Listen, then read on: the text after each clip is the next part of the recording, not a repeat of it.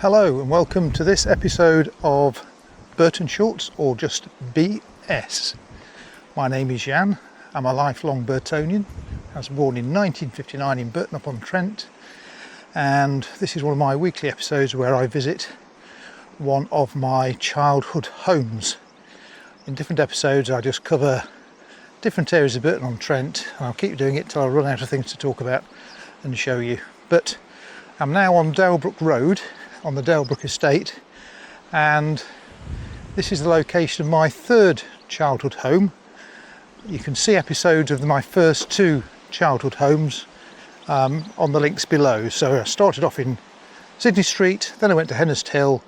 Our next move when I was about 5 years old was to the Dalebrook estate. The reason I've stopped here at the top of Hillsdale Road next to this little post box is that my dad used to work at the breweries in town, and he used to cycle in and cycle back, and my brother and I would come to this corner and wait for him, and one of us would be lucky enough to get a lift on his bike back to home. So he had like a little seat on his crossbar and some little footrests, and he'd pick one of us up, and I'm guessing he alternated.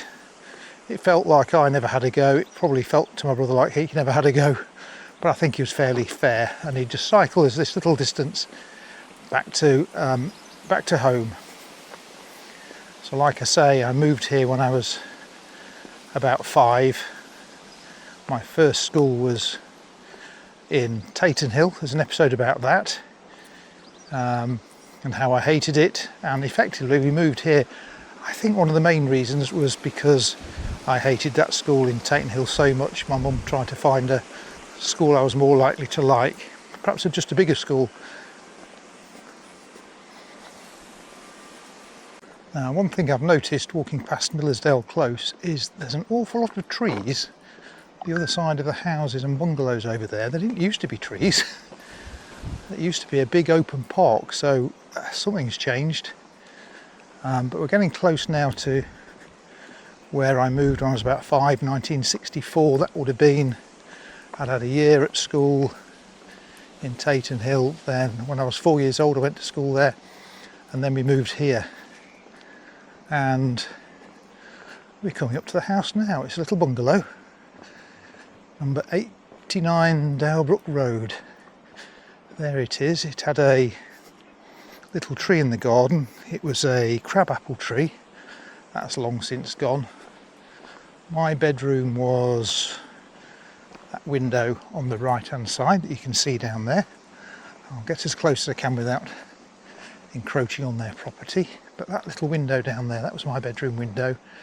My brother had the front left hand window for his bedroom, and the front right hand window, the way we're looking, was my mum and dad's bedroom. So this is where I lived from age 5 to about 13. Yeah, those trees were not there at the back. That used to be like an open grassy park. The Wreck. We used to call it the Wreck. But apart from that, it all looks pretty much the same. So, like I say, I used to be able to just walk out into the Wreck through a little gate at the bottom of the garden. Can't walk through their garden to get there, and I'm not even sure you can get in that way now. But hopefully there's a little cutway that's still open this way. Forgotten the name of this road. This little close, something close. I'll remember in a minute. Winshill Close. And hopefully there's still a little cut through. Jitty, Ginnell, whatever you want to call it. I know different people in different parts of the country call them different things. Jitty, I would call it around here. I used to have a friend live there. Can't remember who it was.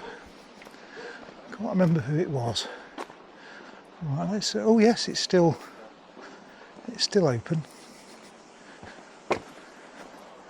Let's see what I can find.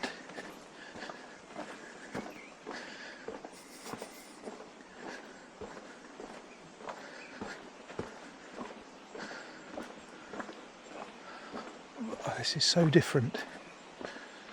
They've obviously planted, you'd have come here and you'd have been straight into open grasslands. Whereas now it's wooded with paths, completely different from how I remember it. Well, how it was, my memory isn't that bad. And there was certainly no footpaths across it, you just walked across the grass. So how far does these woods go? Yeah, the top looks pretty much all open grass here. It used to be all open grass down to the bottom.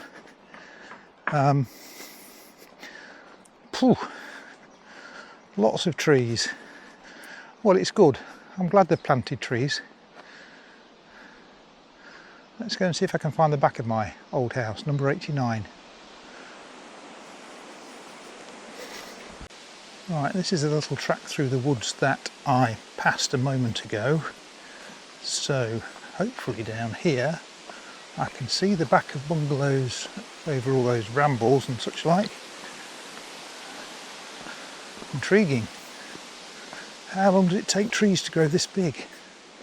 Shows you how long it is since I've last been down here, because some of these trees look quite mature and they just were not here last time I came here. Oh, okay. Well, I mean, yeah, I just used to be able to, I mean, there's no way. It's a good protection against burglars, because you wouldn't want to try and climb through all these brambles, would you, to burgle those houses. But that house there, that bungalow there, I think, is where I grew up between the age of 5 and about 13, when we moved to my 4th childhood home. Can't even, yeah, there's no way you can get through there now, but it just used to, like I say, open out onto a big open grassland here, open rec, just plain grass where you could run around. It had a nice slope on it, it was good for sledges in the winter, that sort of thing. Oh yes, I don't know where to go now. I'm going to keep going down here, see where we end up.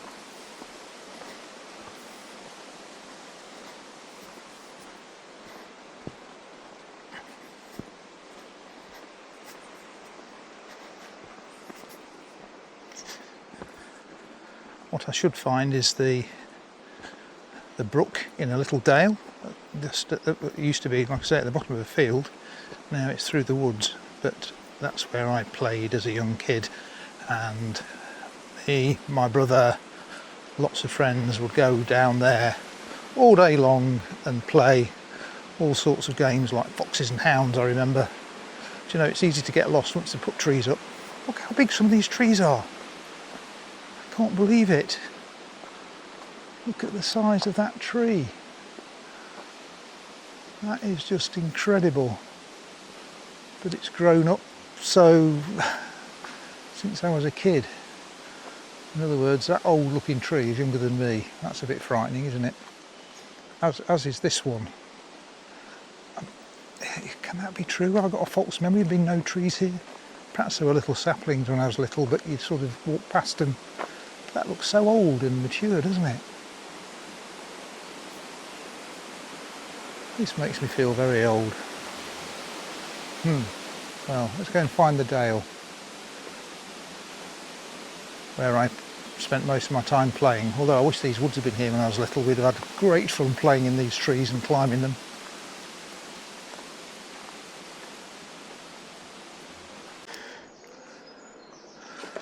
Well, I'm just trying to get my bearings. This slope, this sort of valley side, used to be just open grass with the odd hawthorn hedge. Let's go down, see what I can find. There used to be a brook at the bottom, the brook, as we call it, the brook, is anyone we knew, so it was the brook. I'm sure it's still there, I can see water already, so the brook is still there, but like I say, this wasn't woodland, it was just grass and the occasional hawthorn hedge, big enough to make a little den underneath. They weren't tiny hawthorn hedges, but they were not trees by a long stretch of the imagination. Now, can I get down to the bottom? I think I can. Shall I leave the camera running while I try? I might embarrass myself. Make good video though, won't it? If you see me fall over. Let's see if I can scrabble down here without breaking my leg or neck or something. I think I can. Let's give it a go. There's things to hold on to at least. Oh yeah, it's not as bad as I thought. It's like little steps, effectively. Woo! Oh! Okay. Well, I sort of remember there being areas like that with a stone, and we could pile little rocks and pebbles up and make dams. And yeah, well, okay, what used to be open grassland in a valley is now a beautiful wooded valley. So I call this an improvement. I love it. I wish I wish this was here when I'd grown up. The valley and the playground was, but the woods would have made it 10 times better, I reckon. Well, I think I'll end this episode here. There's a bird. This is my third childhood home on the Dalebrook estate, number 89 Dalebrook. This is where I used to play between the ages of about 5 and 13. It's quite formative years, but we used to be chucked out by our mum, and we knew when to get back for tea by magic, because I didn't have a watch. So I guess worst case, she'd come out the back and shout down the wreck. Oh, there's even proper steps now, look. I'll go back that way. Anyway, I'm wrapping up this episode right here. So tune in again to find out some more about me and about Burton-on-Trent. See ya. Bye.